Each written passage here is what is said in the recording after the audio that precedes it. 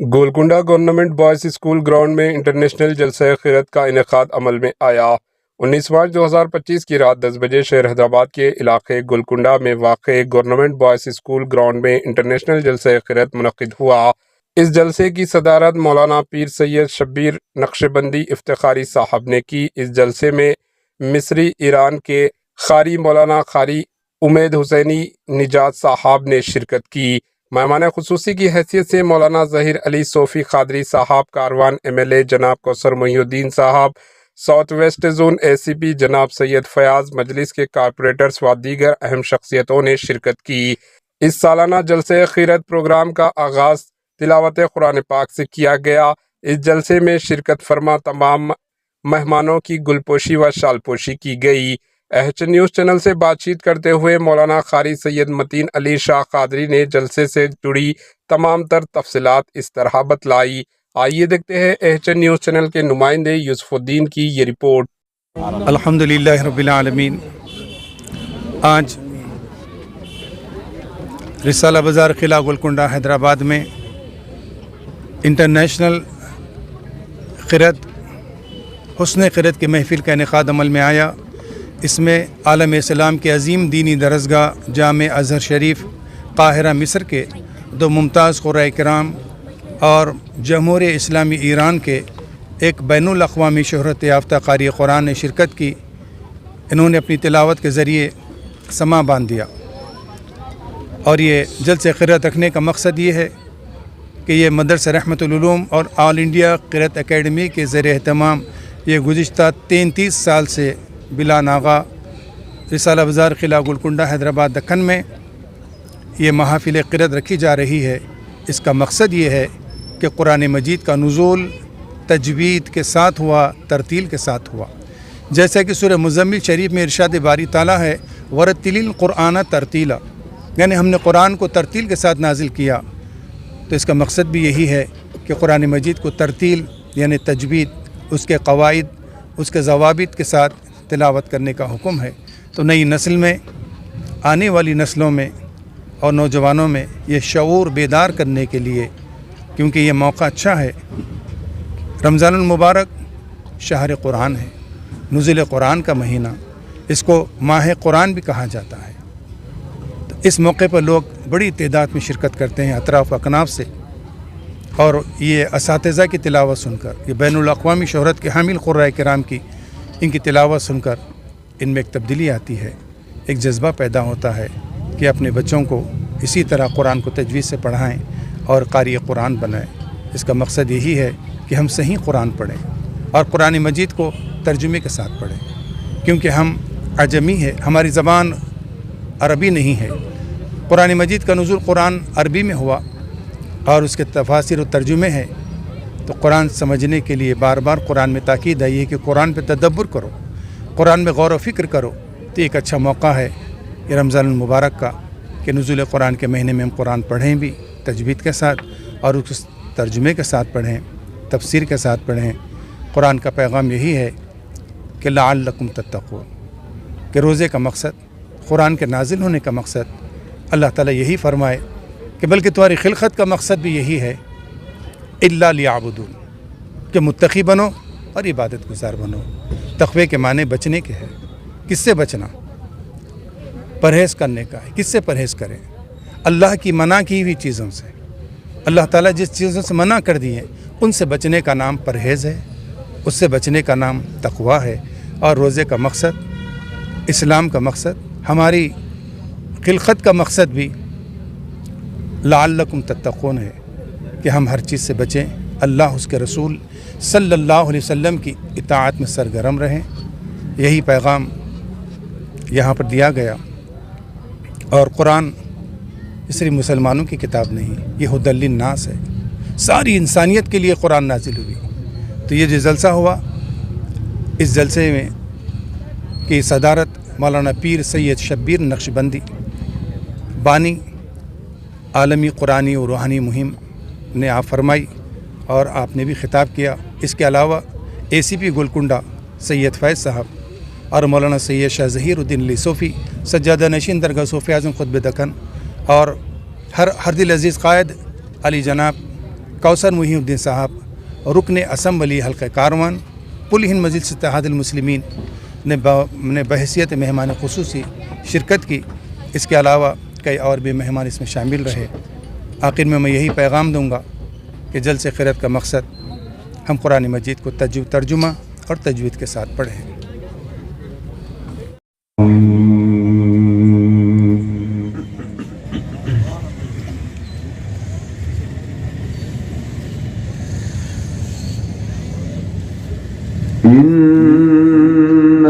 इन्नल्लज़ीन आमनू वअमिलुस्सालिहाति लहुम जन्नातुन नईम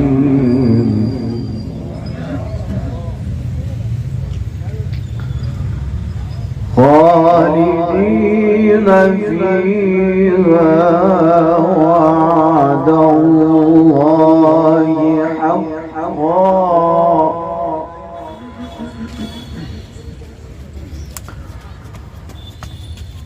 वहुवल अज़ीज़ुल हकीम।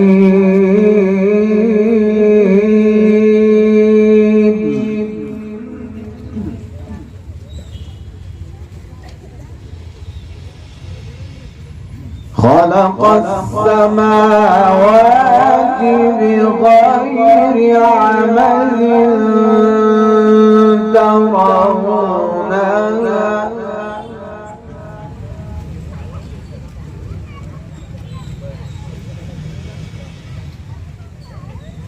وألقى في الأرض رواسي أن تميد أبدا على حبيبك خير الخلق كلهم مولاي صل وسلم دائما أبدا على حبيبك خير الخلق كلهم مولاي صل وسلم دائما أبدا على حبيبك خير الخلق كلهم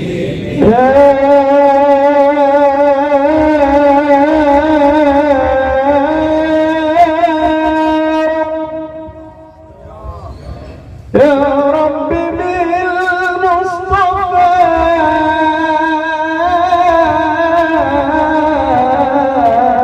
بلغ مقاصدنا واغفر لنا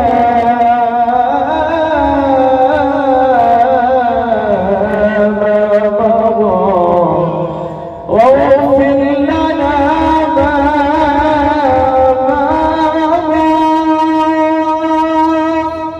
واغفر لنا ما مضى يا واسع الكرم مولاي صل وسلم دائما ابدا على حبيبك خير الخلق كلهم مولاي صل وسلم دائما ابدا على حبيبك خير الخلق كلهم يا ربي بالمصطفى بلغ مقاصدنا يا ربي بالمصطفى بلغ مقاصدنا واغفر لنا ما مضى يا واسع الكرم مولاي صل وسلم دائما ابدا على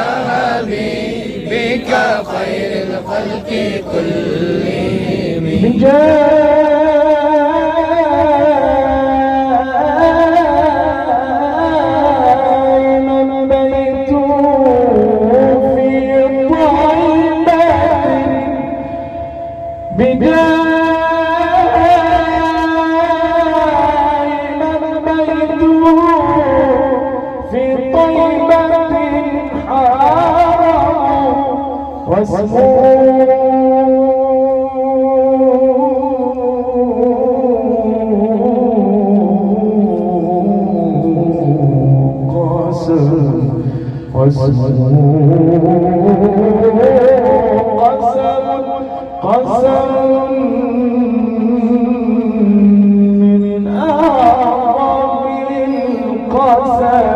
مولاي صل وسلم دائما أبدا على حبيبك خير الخلق كلهم مولاي صل وسلم دائما أبدا على حبيبك خير الخلق كلهم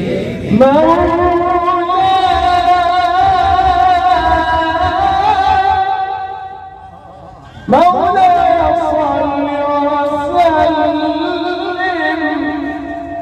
دائما أبدا على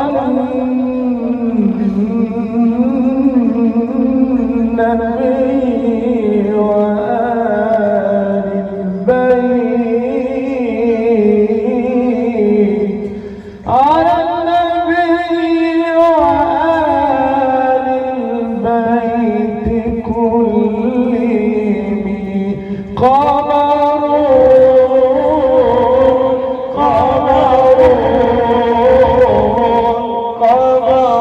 سيدنا النبي قمر وجميل يا جميل وجميل يا جميل وجميل سيدنا النبي وجميل قمر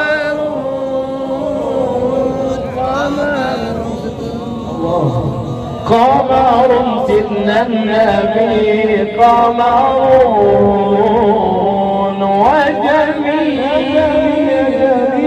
وجميل وجميل سيدنا النبي وجميل صلاة الله قدسي سناها من المولى على المختار طه صلاة الله قدسي سناها من المولى على المختار طه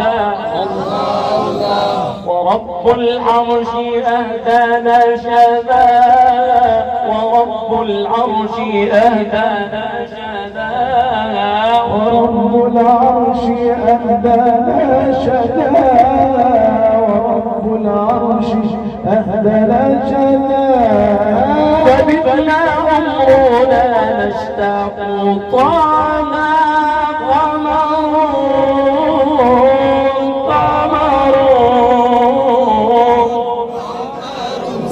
النبي قمر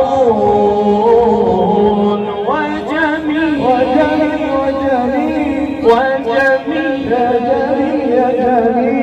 وجميل سيدنا النبي وجميل حبيب الله في أسمى المعاني ونور الله في أجل एचएन न्यूज के यूट्यूब चैनल को सब्सक्राइब करें और बेल आइकन को दबाना ना भूलें ताकि आपको हर नई आने वाली वीडियो का नोटिफिकेशन बर वक्त मिल सके।